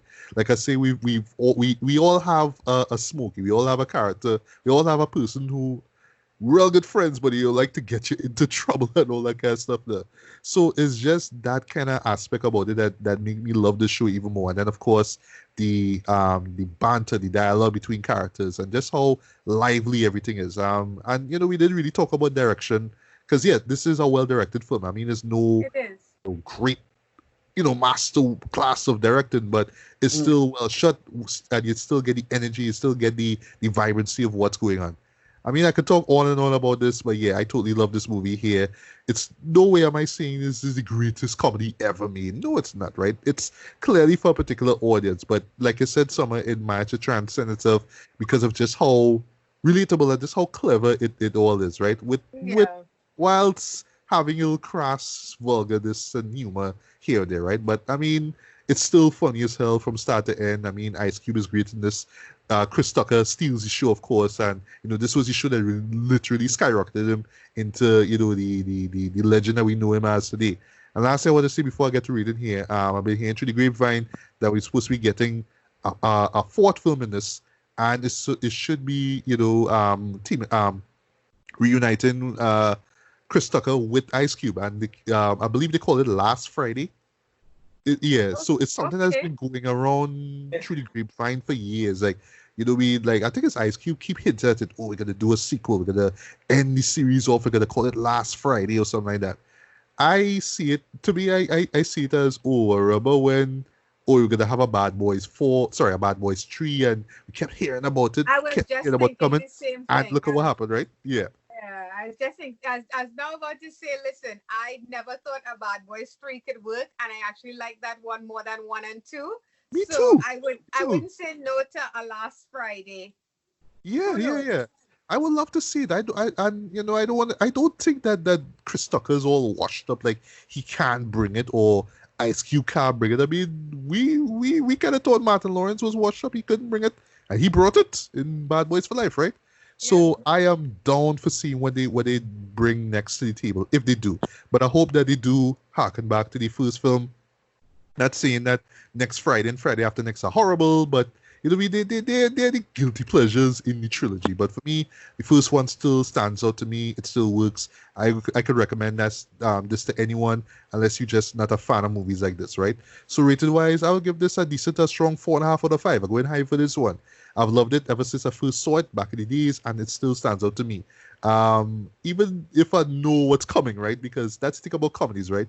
You know when a joke's coming, you know what to expect. You can quote it line by line, but it's still funny, right? And just the mere fact that it could still have me laughing to this day is just a testament to how great this movie is. So yeah, decent to a strong 4.5 out of 5 for me. Julien, last words and rating on Friday. Yeah. Well, as you were talking about the possible sequel, I'm thinking they can do what they're planning to do with the new Bill and Ted movie, where you have Bill and Ted and their children, where you can have as you say that, because Craig needs to settle down, man. Like every movie, they always throw some girl at him, as I was like, I'm gonna be with the girl, and it ends with him with the girl, and then the next movie is like, nope, she just gone. What happened to Debbie? You know what I mean? Up to that Latina chick that Latina girl who was in Next Friday. Gone. You know what I mean?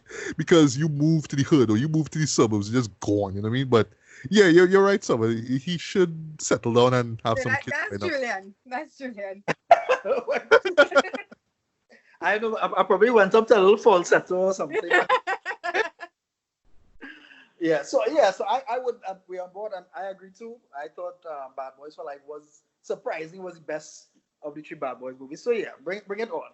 On the original Friday, I love it. I think any comedy which could keep me laughing throughout from start to finish, for me, that's the best kind of comedies. Yes, and not every comedy has to be highbrow, super intellectual. I mean, I would say the thing is, whatever kind of comedy you're doing, commit to it and have it be organic and natural, and don't and let the comedy come out of the story. Don't, do otherwise, and you will have a hit like this that it remains such a great movie to this day, still relatable, great character, still feel lived in. And as you were saying, a comedy where the joke is coming and you still laugh, that is a masterpiece of a comedy. So, so I am I go in full 5 out of 5. Nice. Round of applause at you, yeah. All right, Summer, what's your last words and rating on Friday? I mean, one of the aspects of these collabs that I really enjoy is me watching movies that I really have not visited in a long time. And it's like Julien said, it's like the joke is coming and you're still laughing your ass off. You can't help it. These characters are not just funny though, but they're likable, they're relatable. And it feels like this movie could come out this year and I still think it would have the kind of impact with people, especially with all the stress everybody's under of late. We all could use a good laugh, and the movie has held up really well. So I'm right up there with you guys. I cannot find any reason to give this movie less than a 10 out of 10. Ah, nice. See, I should have given it a 5. Okay, no, but I'm gonna stick with my 4.5 rating. I'm gonna stick with my 4.5 out of 5 rating, right? I'm not gonna change it last minute. But yeah, you guys are right. This is truly a classic of 90s comedy filmmaking, man. And I would say to those who haven't seen it, yes, definitely check it out. Give the sequels a chance. You may like them. Like I said, there's moments that I still remember. You know what I mean? You might find some guilty pleasureness out of it. As for last Friday, if we're ever going to get it, well, I'm ready for it. I think we should get it. Well, hopefully when things, ease out. But hey, we'll see. All right. So with all that being said, this is the time now for you guys to plug yourselves. So, Julien, where can we find you online? Okay, you can find me. I have my TV and film review blog. That's Red Mango Reviews. You can also find Summer there. She's a senior writer and horror expert. Yes. And you could also find me on Instagram as well too, Redman Writer, and I am on Facebook at Movieville. All right, Summer, where can we find you online? On YouTube, I am Movie Junkie for life there, and you can find me on Facebook at Movie Junkies Continued. I'm also on the Stardust app. Just search at Movie Junkie, and you will find me there. All right, nice. All right, so that's pretty much about it, guys. Thank you so much for coming through. You know what I mean? It was just great to reflect on this movie here, man. I don't know, just given what's going on here right now, this needs to hit up on Netflix, man. I should say the whole trilogy, man. Like just for people to be reminded of how great it was. Just take the mind off of stuff. Yeah, absolutely. Right. And yeah, that's pretty much about it. So once again, guys, good morning, good afternoon, good evening, good night, whenever you listen to this. This was Matthew Bailey and Julien. Neaves. Yep. And Sommelier Pollonais, aka Movie Junkie. And we are signing off for another episode of Retrospect Reviews. So until the next one, take care. I know every day kind of feeling like Friday right now, but hey, everybody loves Friday, right? Although I'm a Saturday person, but still, hey, everybody loves Friday. But anyway, take care, guys. Stay safe. Peace. Yeah, guys, everybody be safe. Take care of your loved ones. Virtual hugs from me, and have a wonderful night. Yeah. Stay safe. Wash your hands. Keep it safe. Yes, most important. Wash your hands, guys. Damn it. Wash your goddamn hands, right? All right. Peace. Okay, guys. Bye.